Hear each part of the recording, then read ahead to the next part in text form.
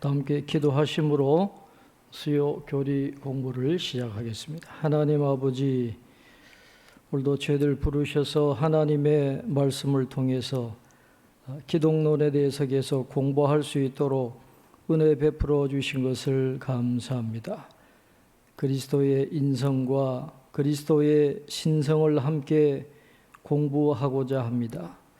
성자 하나님께서 우리와 똑같은 인간의 몸으로 성육신하신 것은 우리 안에 죄가 있기 때문임을 다시 한번 생각해 보게 하시고, 그 주님의 은혜, 복음의 가치가 얼마나 크고 놀라운가를 다시 한번 생각해 보는 귀한 시간이 되게 도와주옵소서. 주님의 은혜로 구원받게 하시고 하나님의 자녀가 되게 하시고 약속이 이루어질 소망을 바라보면서 살아갈 수 있도록 저희들을 불러주신 하나님, 기독론을 통해서 예수님을 더 많이 알아가면서 우리의 가치를 재정립하게 하시고 우리의 삶이 복음으로 변화되는 은혜가 있도록 축복해 주시옵소서. 오늘도 우리와 함께 하실 줄 믿고 예수님 이름으로 기도하옵나이다. 아멘. 우리 찬송가 315장 함께 찬송하겠습니다. 315장입니다.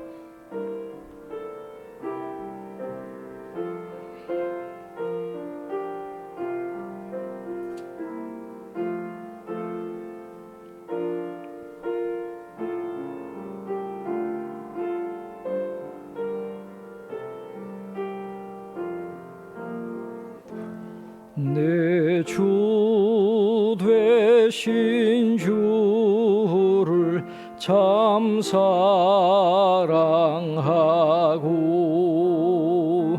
곧 그에게 죄를 다 고합니다. 큰 은혜를 주신 내 예수시니 이전보다 더욱 사랑합니다.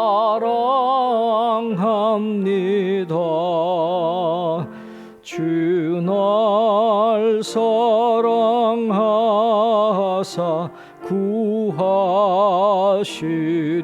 구하시려고 저 십자가 고난 당하셨도다. 그가 시관시신 내 주 배우니 예전보다 더욱 사랑합니다. 내 평생에 힘쓸 그 큰 의무는 주 예수의 덕을 늘 기림이라. 숨질 때에까지 내 할 말씀은 예전보다 더욱 사랑합니다. 그 영광의 나라 나 들어가서 그 풍성한 은혜 늘 감사하리. 금멸유관 쓰고 나 찬송할 말 이전보다 더욱 사랑합니다.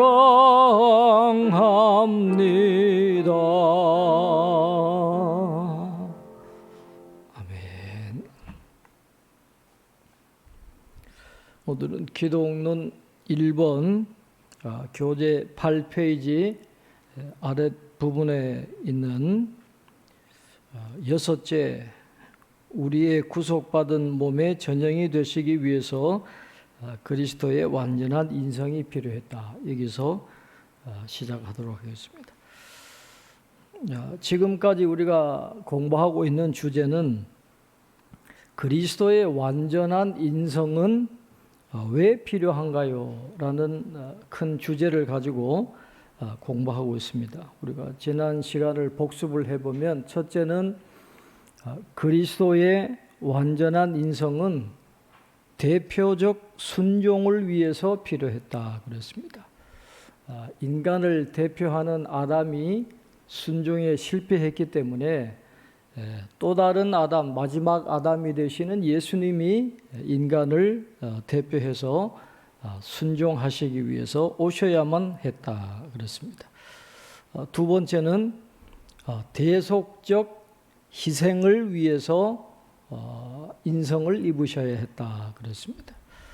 인간의 몸을 입고 오셔야 인간의 죄를 대속하실 수 있기 때문에 인성이 꼭 필요했다 그랬고, 세 번째는 하나님과 인간 사이에 중보가 되시기 위해서 필요했다 그랬습니다.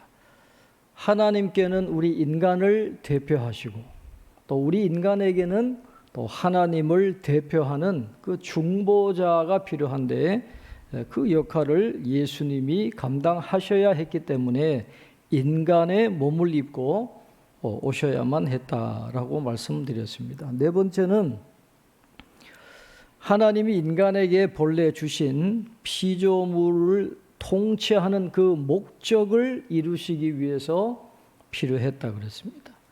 원래는 아담과 하와와 인간에게 그 통치권을 주었지만 죄로 인해서 실패했잖아요. 그래서 예수님이 그것을 다시 회복시키기 위해서 완전한 인성을 가지고 이 땅에 오셔야만 했다 그랬습니다.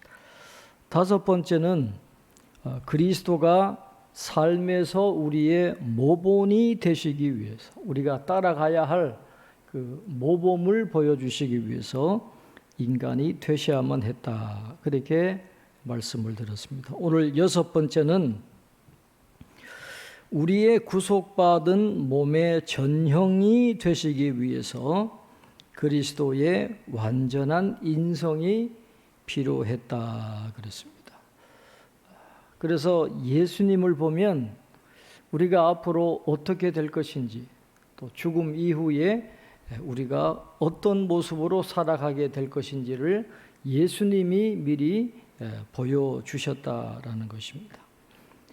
자, 첫 번째, 고린도전서 15장 42절부터 44절까지 말씀입니다. 죽은 자의 부활도 그와 같으니 썩을 것으로 심고 썩지 아니할 것으로 다시 살아나며, 욕된 것으로 심고 영광스러운 것으로 다시 살아나며, 약한 것으로 심고 강한 것으로 다시 살아나며, 육의 몸으로 심고 신령한 몸으로 다시 살아나나니, 육의 몸이 있은즉 또 영의 몸도 있느니라. 그렇게 말씀을 하고 있습니다. 예수님이 인간의 몸을 입고 이 땅에 오셔서 돌아가셨죠. 그러나 다시 부활하심으로 부활의 몸을 우리에게 보여주셨는데, 우리도 마찬가지로 그렇게 된다는 겁니다.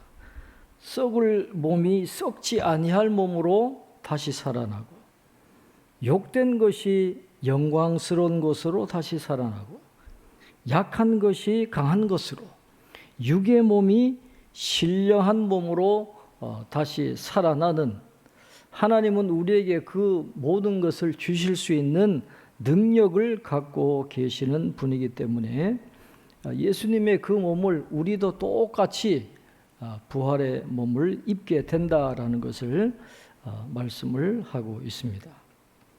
두 번째, 고린도전서 15장 23절 말씀에 그러나 각각 자기 차례대로 되리니 먼저는 첫 열매인 그리스도요 다음에는 그가 강림하실 때에 그리스도에게 속한 자요라고 말씀을 하고 있습니다. 첫 열매라고 하는 것은 이제 수확을 하면 첫 열매를 하나님께 드리잖아요. 첫 열매를 드린다라고 하는 말은 그 뒤에 이어지는 모든 수입을 다 포함하는 것입니다. 그래서 첫 열매는 다 이후의 모든 것을 다 포함하기 때문에 부활의 첫 열매가 되신 예수님이 부활하셨다면, 예수님이 교회의 머리고 우리가 몸인데 예수님이 부활하신 것처럼 우리도 부활하게 될 것이다 라는 것을 말씀을 합니다. 예수님이 입으신 그 부활의 몸을 우리도 장차 입게 될 것을 계속해서 말씀을 하고 있습니다.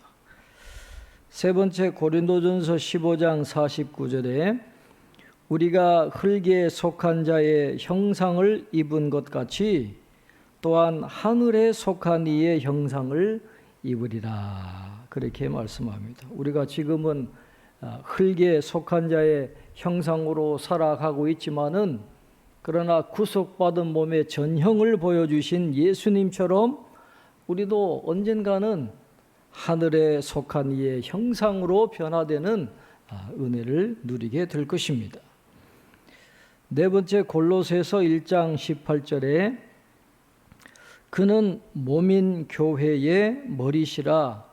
그가 근본이시요 죽은 자들 가운데서 먼저 나신 이시니 이는 친히 만물의 으뜸이 되려 하시며, 그렇게 말씀을 하고 있습니다. 그가 근본이시요 그랬습니다. 그리스도가 근본이 된다라고 하는 것은 예수님의 선제성을 이야기하기보다도 부활과 깊이 관련되어 있다라고 말씀을 드릴 수가 있겠습니다. 교회는 예수 그리스도가 부활하심으로 존재하게 되었습니다.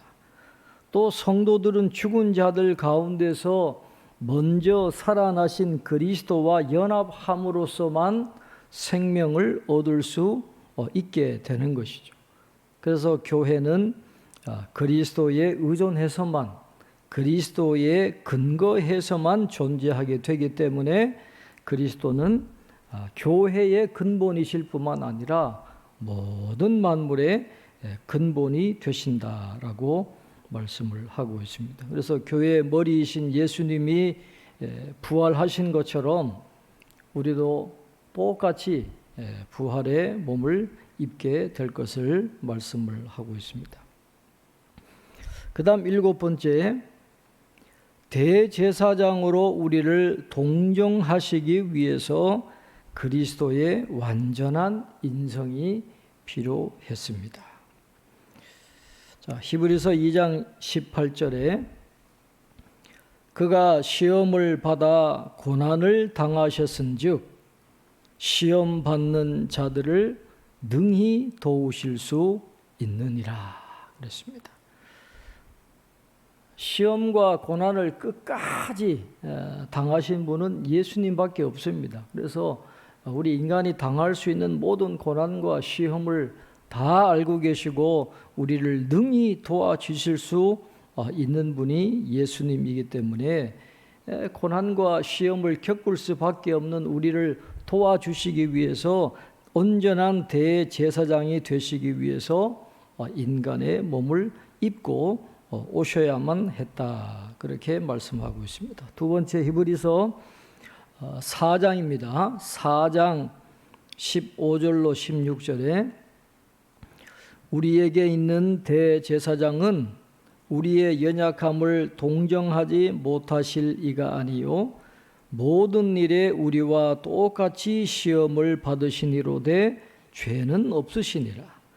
그러므로 우리는 긍휼하심을 받고 때를 따라 돕는 은혜를 얻기 위하여 은혜의 보좌 앞에 담대히 나아갈 것이니라. 어떤 시험과 고난을 당하더라도 예수님 앞으로 가면 우리는 다 도움받을 수 있기 때문에 대제사장이 되시기 위해서 인간이 되셔야만 했다라는 것을 성경은 계속해서 말씀하고 있습니다. 여섯 번째 주제로 예수님은 영원히 인간이실 것이다 그랬습니다. 예수님은 죽음과 부활 후에 인성을 포기하시지 않았습니다. 예수님은 부활 후에도 제자들에게 인간으로 나타나셨습니다. 예수님은 혈과 육을 가지고 음식도 드셨습니다. 예수님은 인간으로 승천하셨는데 그대로 재림하실 것이라고 하셨습니다. 예수님이 승천하셔서 하나님 보좌 우편에 계시다고 해서 인성을 버리셨느냐? 그렇지 않다라는 거예요. 신성과 인성이 지금도 계속해서 예수님의 인격 안에 통합되어 있다라고 성경은 말씀하고 있는 것입니다. 자, 요한복음 20장 25절부터 27절에 다른 제자들이 그에게 이르되 우리가 주를 보았노라 하니 도마가 이르되 내가 그의 손에 못자국을 보며 내 손가락을 그 못자국에 넣으며 내 손을 그 옆구리에 넣어보지 않고는 믿지 아니하겠노라 하니라. 여드레를 지나서 제자들이 다시 집안에 있을 때에 도마도 함께 있고 문들이 닫혔는데 예수께서 오사 가운데 서서 이르시되 너희에게 평강이 있을지어다 하시고 도마에게 이르시되 내 손가락을 이리 내밀어 내 손을 보고 내 손을 내밀어 내 옆구리에 넣어보라. 그리하여 믿음 없는 자가 되지 말고 믿는 자가 되라. 그렇게 말씀을 합니다. 도마가 참 억울한 누명을 썼습니다. 의심 많은 제자 도마라 그랬는데 도마뿐만 아니라 누구든지 이런 상황에서는 다 합리적인 의심을 할 수밖에 없는 그런 상황이고 또 죽은 자가 어떻게 다시 살아나는가 하는 이런 질문을 대표해서 도마가 그것을 표현한 것입니다. 그걸 잘 아는 예수님께서 도마에게 나타나시잖아요. 오늘 보면 문들이 닫혔는데 그랬습니다. 그런데 문들이 분명히 닫혔는데도 예수님이 그 안에 오셔가지고 서시는 거예요. 그러니까 부활의 몸은 신비한 몸입니다. 그리고 도마에게 이르시되 내 손가락을 이리 내밀어 내 손을 보고 내 손을 내밀어 내 옆구리에 넣어보라 그랬습니다. 왜 손을 보고 옆구리에 손을 넣어보라 그랬습니까? 못자국이 있고 허리에 장자국이 있으니까 만져보라는 거예요. 보라는 거죠. 그러니까 이 말씀을 하신 이유는 또 요한이 이 말씀을 기록한 이유는 그 당시에 영지주의자들은 예수님이 유령으로 출현하셨다 그렇게 주장했기 때문에 부활하신 예수님이 유령이 아니다라는 거예요. 몸이 있다는 거죠. 만져볼 손도 갖고 계시고 옆구리에 장자국을 확인할 수 있는 그런 분명한 몸을 갖고 계셨다라는 것을 강조하고 있는 것이고 의심하는 도마에게 이렇게 나타나셔서 직접 눈으로 보게 하시고 만져보게 하시는 이유가 무엇입니까? 믿음 없는 자가 되지 말고 믿는 자가 되라. 기독교의 신앙의 핵심은 부활이기 때문에 도마를 비롯한 제자들에게 분명한 부활 신앙을 심어주시기 위해서 손도 보고 손을 만져보고 옆구리에 손도 넣어보라. 그렇게 예수님께서 말씀을 하신 것입니다. 그러니까 부활 이후에도 인성을 포기하지 않으셨습니다.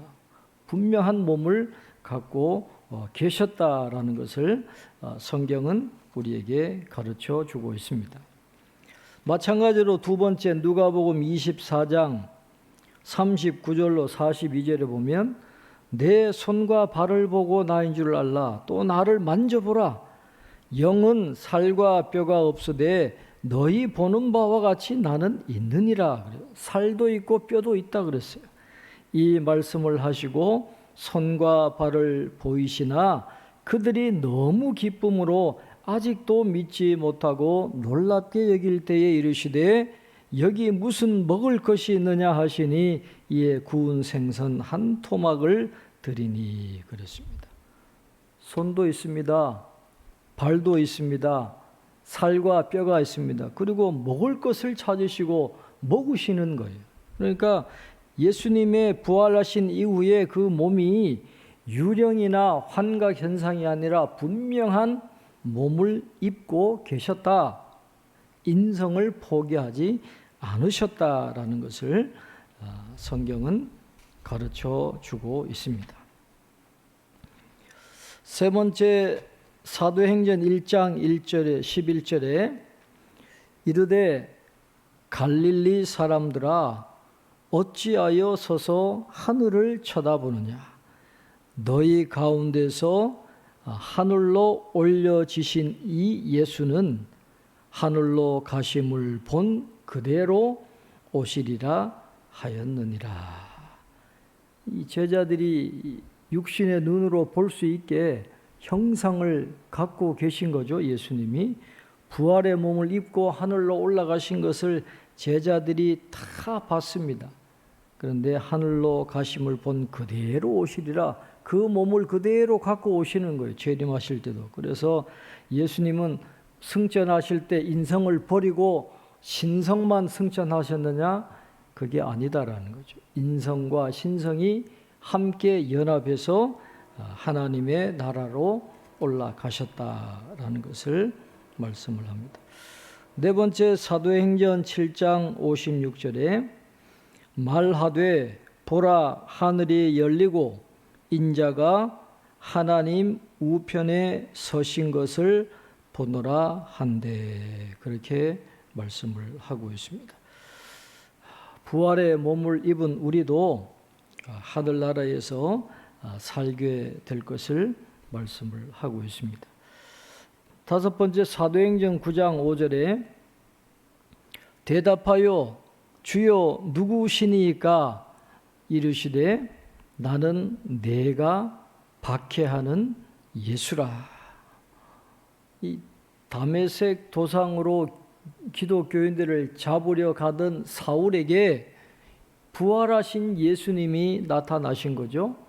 그때 이 사울이 바울 되기 전에 이 사울이 주여 누구시니까 놀라가지고 주여 누구시니까 그러니까 예수님이 나는 내가 박해하는 예수라.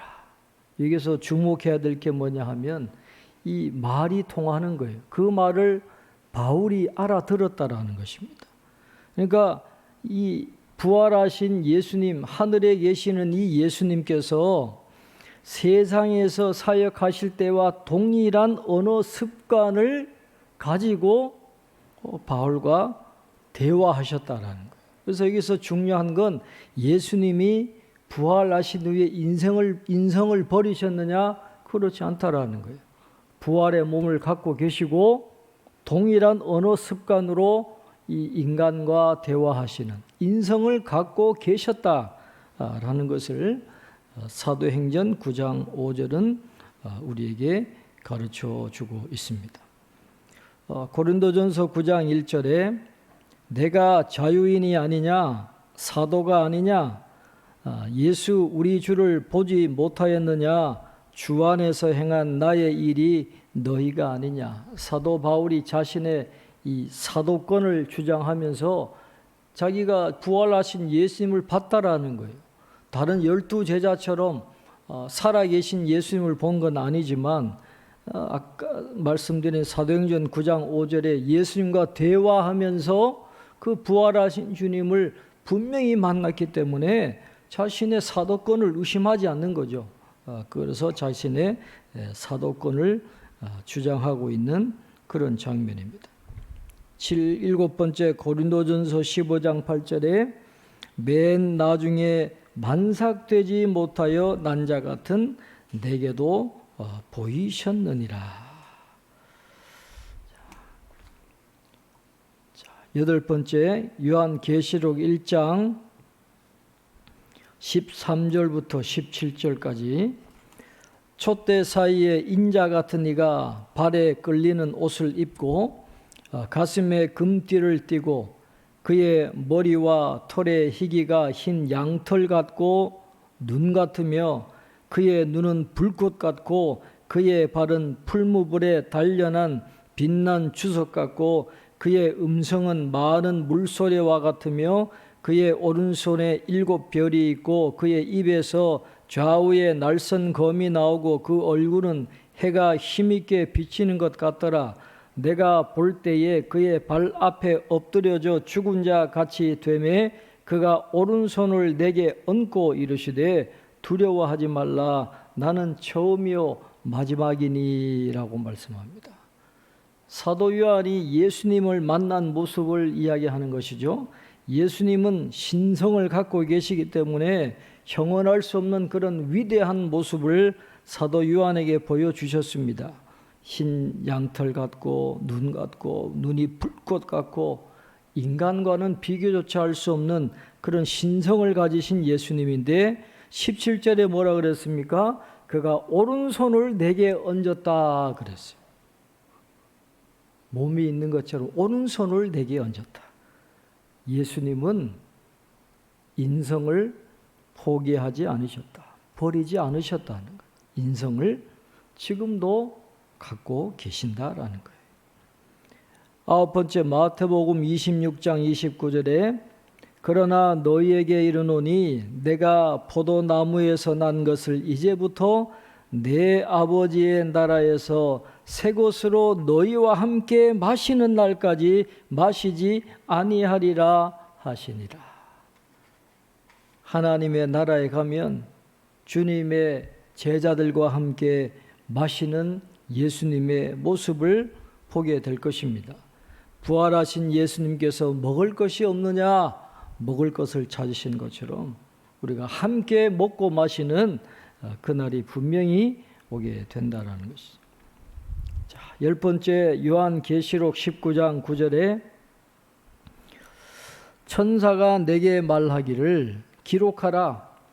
어린 양의 혼인잔치에 청함을 받은 자들은 복이 있도다 하고 또 내게 말하되 이것은 하나님의 참되신 말씀이라 하기로 그렇습니다.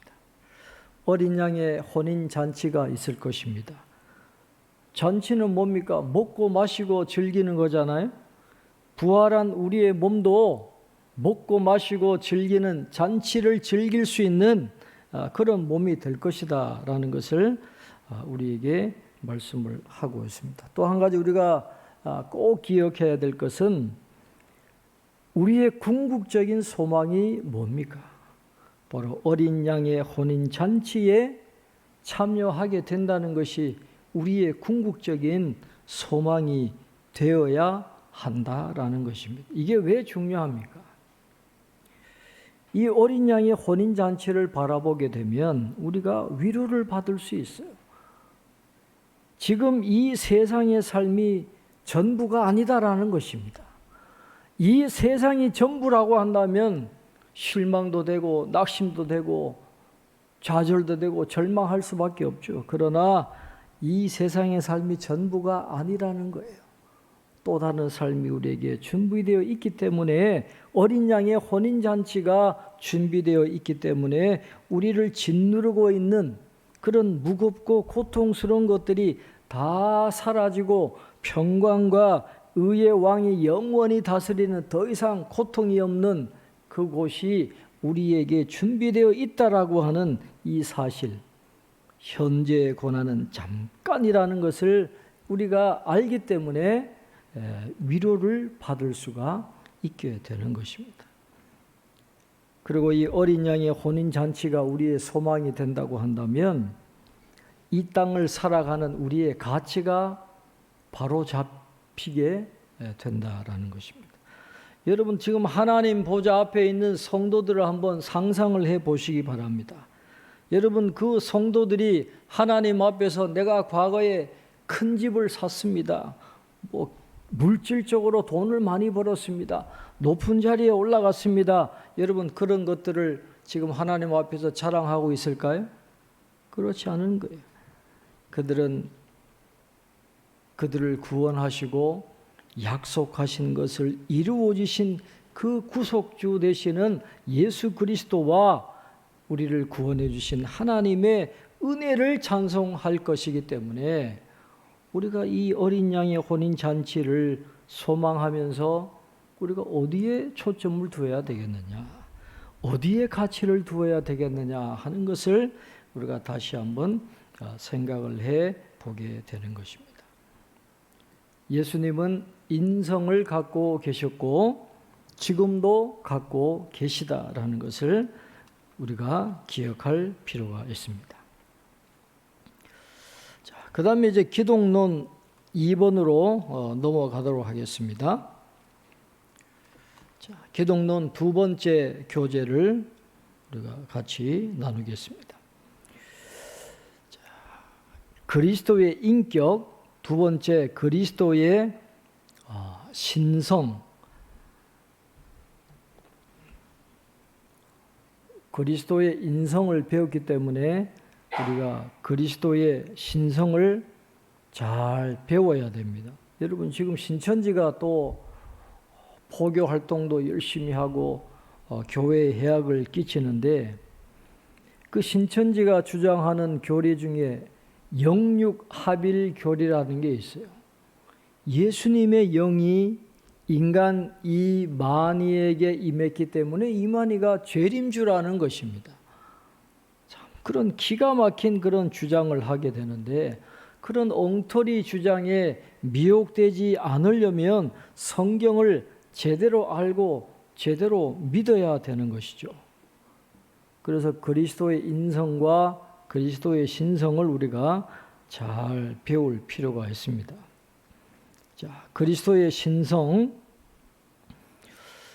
예수님은 완전한 인간이셨고 또한 완전한 하나님이셨습니다. 성육신이란 예수님이 인간 육체로 오신 하나님이라는 뜻입니다.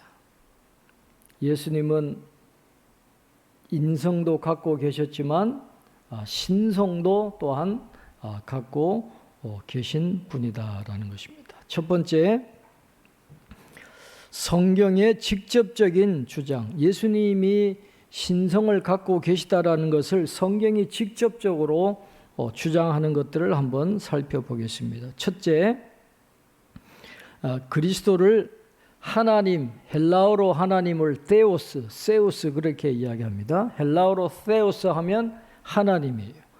그리스도를 하나님이라고 한 구절이 있습니다. 하나님이 성부 하나님에게 사용된 단어이지만 테오스가, 그러나 그리스도를, 예수님을 하나님이라고 사용된 구절들이 있다라고 하는 것입니다. 요한복음 1장 1절에 태초에 말씀이 계시니라. 이 말씀이 하나님과 함께 계셨으니 이 말씀은 곧 하나님이시니라. 그렇게 말씀합니다. 요한복음의 가장 큰 주제는 그리스도의 신성입니다. 예수님이 인간의 몸을 입고 성육신 하셨지만은, 그러나 예수님은 신성을 갖고 계시는 하나님이시다라는 것이 요한복음의 주제인데, 이 요한복음 1장 1절은 요한복음 전체를 위한 배경을 제시해 주는, 그래서 복음의 백미다라고 불리는 말씀이 요한복음 1장 1절입니다. 태초에 말씀이 계시니라. 헬라어로 로고스잖아요. 태초에 로고스가 계시니라. 이 말씀, 이 로고스가 하나님과 함께 계셨으니, 하나님과 함께 계셨다라는 거. 그러니까 그리스도의 선제성과 영원성이 여기 벌써 들어있는 것입니다. 인간이 아니다라는, 인간이지만 신성을 또한 갖고 계셔서 선재하시고 영원하신 존재이시고, 이 말씀은 곧 하나님이시니라. 이 로고스가 하나님이시니라. 그리스도의 신성을 이야기하고 있는 것입니다. 태초에 로고스가 계시니라. 이 로고스가 하나님과 함께 계셨으니 이 로고스는 곧 하나님이시니라. 요한복음 1장 1절입니다. 이 로고스라는 단어가 굉장히 중요합니다. 로고스는 여러 가지 의미가 있습니다. 첫째는 말, 이야기라는 그런 뜻이 있습니다. 그러니까 의미를 담아서 전달하는 말이나 이야기를 로고스라고 이야기하기도 하고, 그 다음에 이성과 논리를 로고스다, 그렇게 이야기를 하고 있습니다.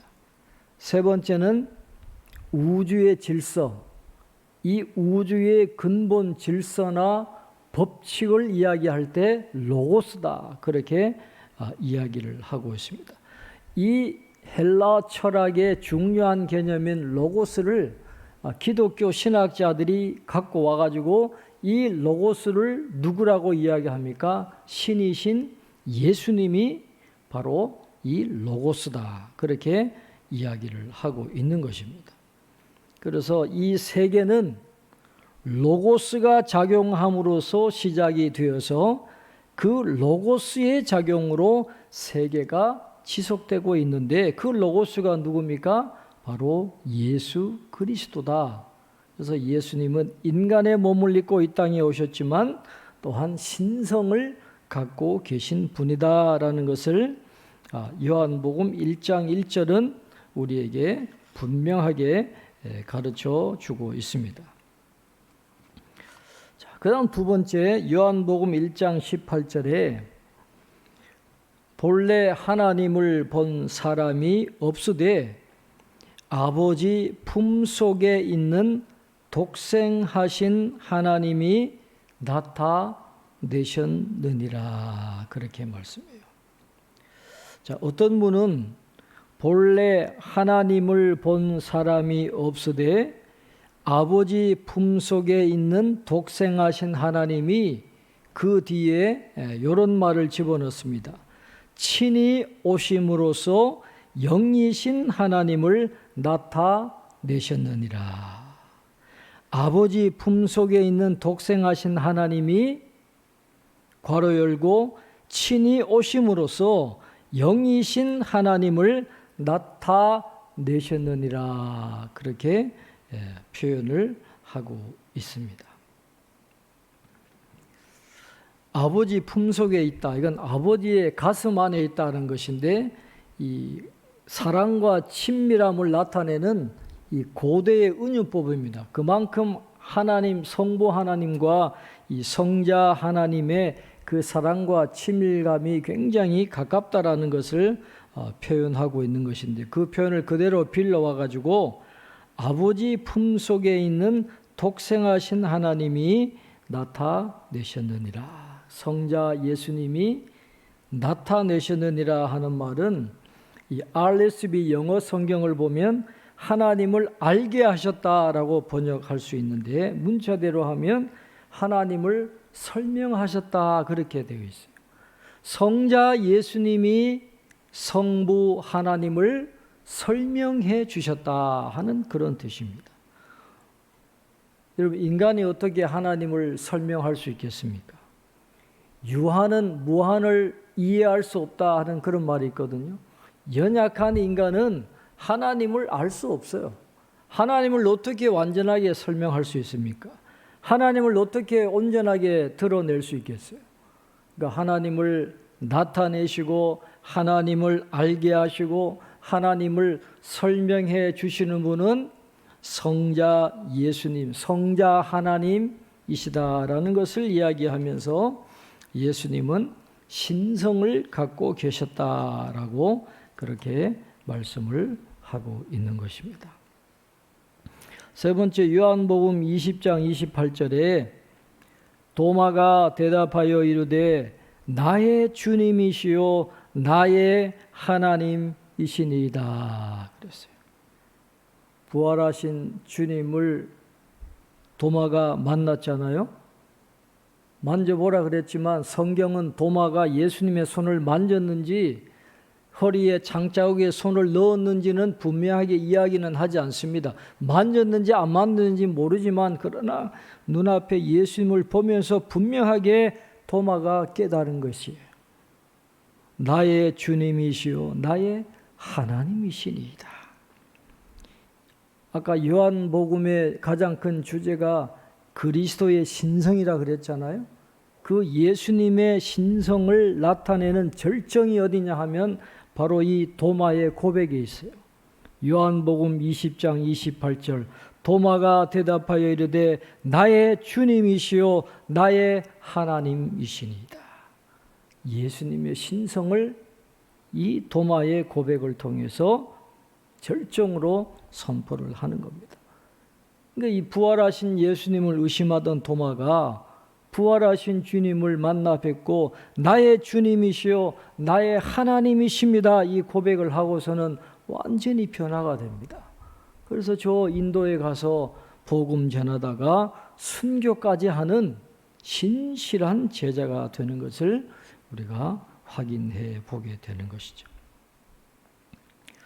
자, 네 번째 로마서 9장 5절에 조상들도 그들의 것이요 육신으로 하면 그리스도가 그들에게서 나셨으니 그는 만물 위에 계셔서 세세의 찬양을 받으실 하나님이시니라. 아멘. 예수님이 세세의 찬양을 받으실 하나님이시다라는 것을 말씀을 하고 있습니다. 오늘은 우리가 여기까지 하도록 하겠습니다. 예수님은 인성을 갖고 계셨습니다. 그리고 지금도 인성을 갖고 계세요.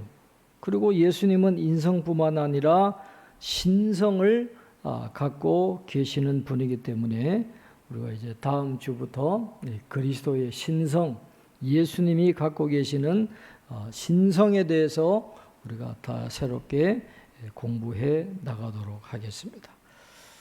기도하겠습니다. 하나님 아버지, 기독론을 통해서 그리스도의 인성과 그리스도의 신성을 분명하게 깨달아 알게 도와주셔서 잘못된 가르침에 미혹되지 않도록 도와주시고 예수님을 통한 이 복음의 진정한 가치를 온전히 깨닫고 복음으로 말미암아 하나님의 약속이 우리에게 이루어질 소망을 갖고 있는 저희들이 이 세상에 초점을 두지 않고 영원한 하나님의 나라에 초점을 맞추고 주님 가신 그 길을 온전히 따라가며 살아갈 수 있는 저희들이 다 될 수 있도록 축복해 주시옵소서. 기독론을 우리가 공부하면서 우리가 죄인임을 날마다 고백하게 하시고 주님이 아니면 아무런 소망이 없음을 깨닫고 진정 주님을 찬양하고 주님을 사랑하고 주님의 말씀대로 순종하고 십자가의 길을 따라 걸어갈 수 있는 저희들의 삶이 되게 축복해 주시옵소서. 남은 한 주간도 하나님 더위에서도 우리 성도들 건강을 지켜주시고 일터와 직장과 사업장과 사랑하는 모든 자녀들 위해 놀라운 은총으로 충만하게 채워 주옵소서. 감사하옵고 예수님 이름으로 기도하옵나이다. 아멘.